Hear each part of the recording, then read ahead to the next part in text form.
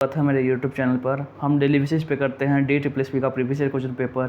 तो आज जो हम पेपर सॉल्व करने जा रहे हैं वो TGT हिंदी फीमेल का है, जिसका पेपर 5 सितंबर 2021 को हुआ था। फर्स्ट शिफ्ट का पेपर है।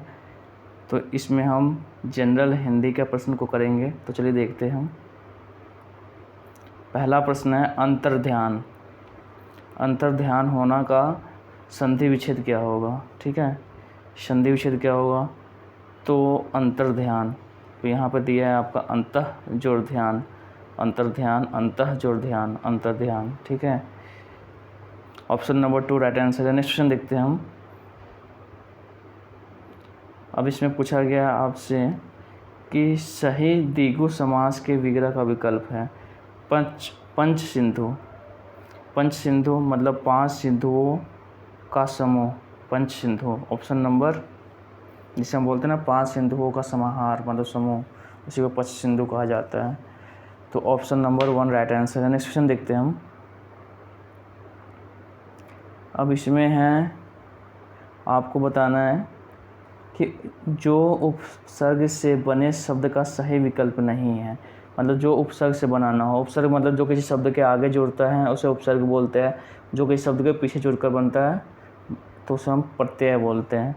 तो अब देखो उपसर्ग जो मतलब इस शब्द के आगे जुड़ रहा है, देखो इसमें क्या उत जोड़ लेख उल्लेख, इसका क्या होगा? उत, ये उत प्रत्यय से बना है, उत प्रत्यय नहीं उपसर्ग से बना है। उत जोड़ लेख होगा उल्लेख। निर जोड़ कार निराकार, निर जोड़ आकार निराकार, तो इसलिए ये क्या होगा? निर, निर प्रत्यय, निर उपसर्ग से बना है।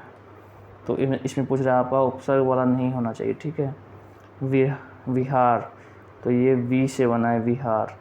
एक ही है जो दौरान है, ये आपका उपसर्ग से नहीं बना है, प्रत्यय से बना है, आन प्रत्यय से। ठीक है, दौरान। तो ऑप्शन नंबर 3 राइट आंसर हो जाएगा आपका। नेक्स्ट क्वेश्चन देखते हैं हम।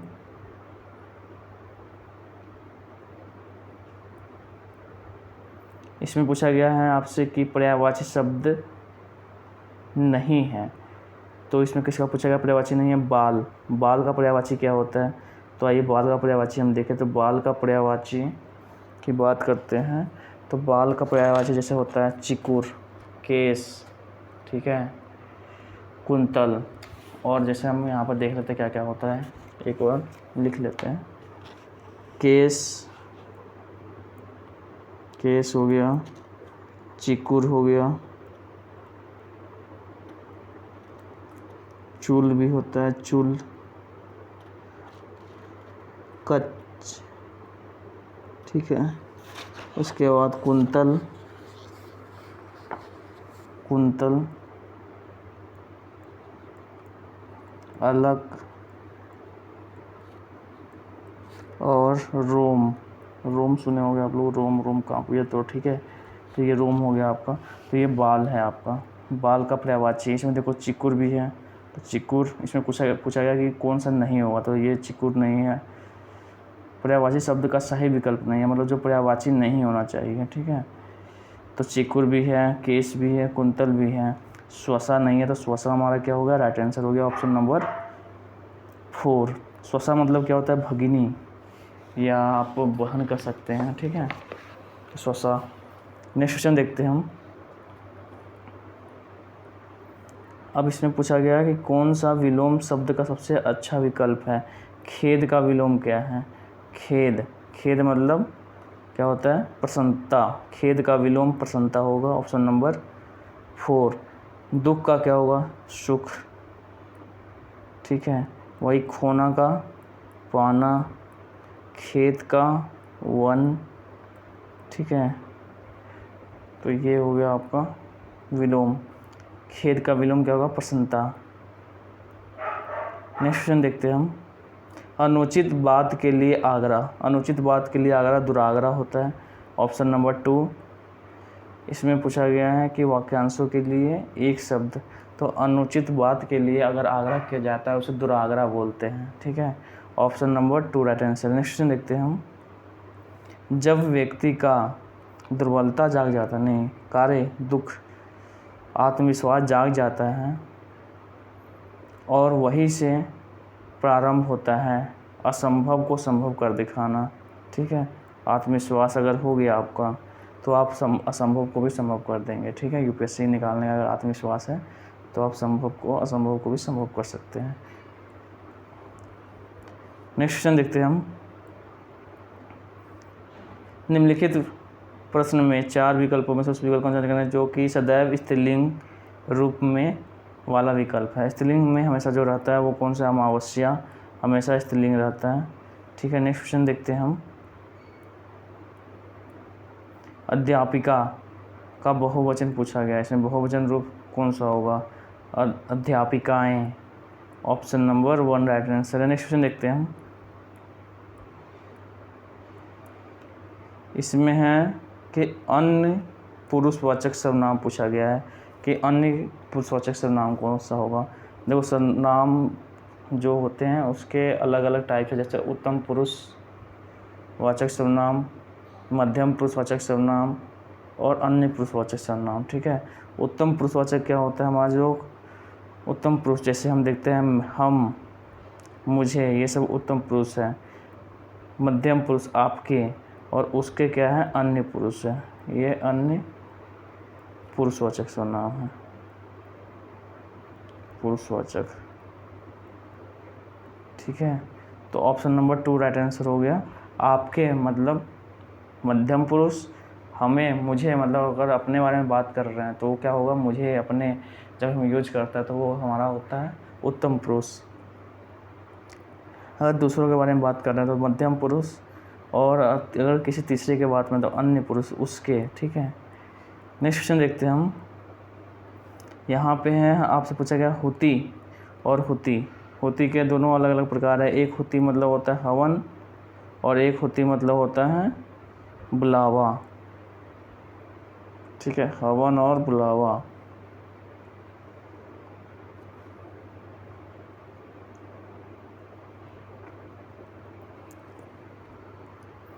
नेक्स्ट क्वेश्चन देखते हैं हम।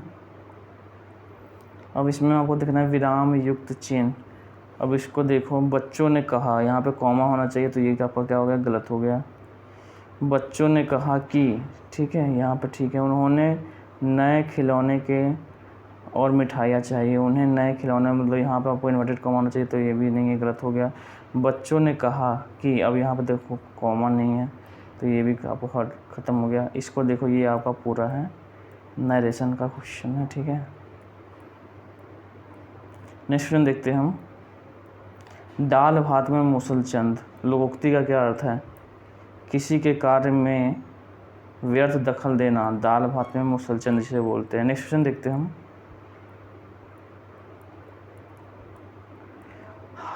लंबा हाथ मारना, लंबा हाथ मारना मतलब धोखे से पैसा कमाना, जो कहते हैं आज लंबा हाथ मार के आया, मतलब धोखे से पैसा कमाना। नेक्स्ट क्वेश्चन देखते हैं हम।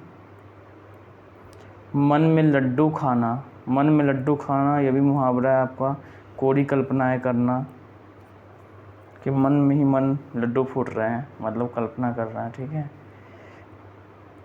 नेक्स्ट क्वेश्चन देखते हैं हम। यहाँ पे ये आपका पैसेज है, गद्यांश जिसे बोलते हैं, इसे पढ़ना है, फिर उसके बाद आपको उत्तर देना है। थोड़ा सा बड़ा कर लेते हैं।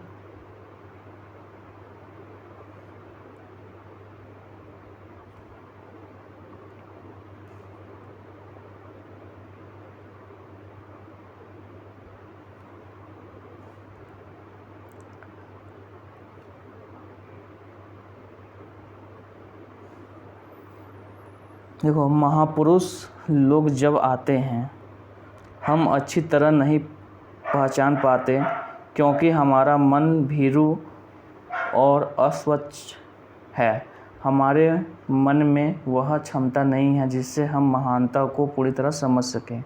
जो महापुरुष प्रेम देकर अपना परिचय देते हैं, उनको हम उनके प्रेम से किसी सीमा तक समझ ही भी सकते हैं। हम लोग समझ गए हैं कि गांधी जी हमारे हैं। उनके प्रेम में ऊंच नीच, मूर्ख और विद्वान, अमीर और गरीब का भेद नहीं है। उन्होंने अपना प्रेम सभी को समान रूप में वितरित किया है। उन्होंने जो भी कहा है वह केवल बातों से नहीं कहा, अपितु दुख की वेदनाओं से कहा है। उनका धैर्य देखकर, ममता देखकर उनका संकल्प सिद्ध हो गया और किसी जोर ज़बरदस्ती से नहीं अपितु त्याग द्वारा, दुख द्वारा, तपस्या द्वारा वह अपने संकल्प में सफल हुए। तो अब यहाँ पे क्वेश्चन देखते हैं। अनुच्छेद के अनुसार हम महानता को पूरी तरह से समझ क्यों नहीं सकते हैं?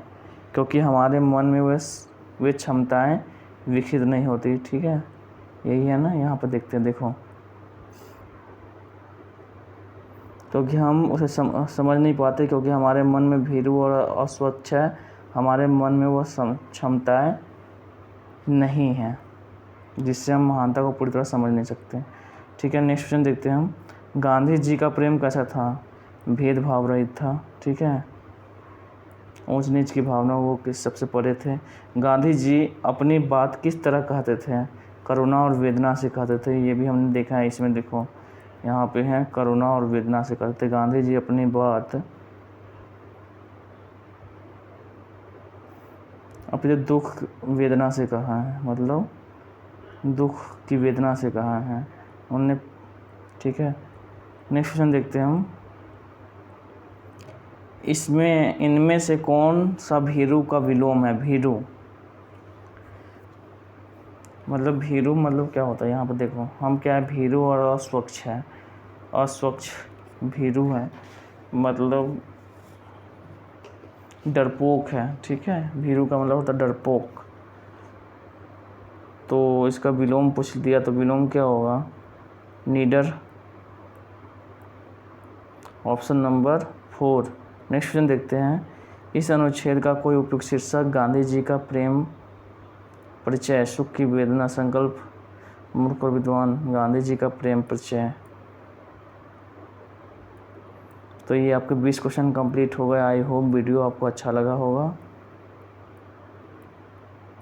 अगर वीडियो अच्छा लगा तो लाइक करिए, सब्सक्राइब करिए, शेयर करिए। मिलते हैं नेक्स्ट वीडियो में। जय हिंद, जय भारत।